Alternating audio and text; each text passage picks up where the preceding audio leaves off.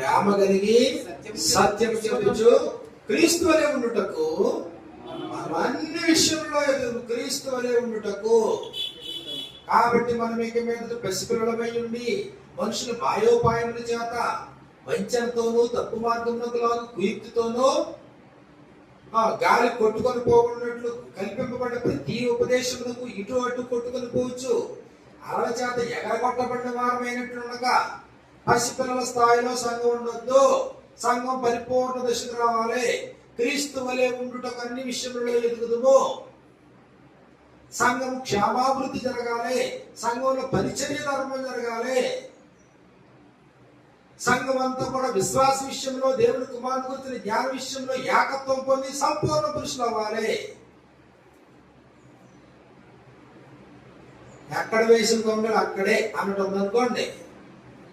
ఒకప్పుడు మిమ్మల్ని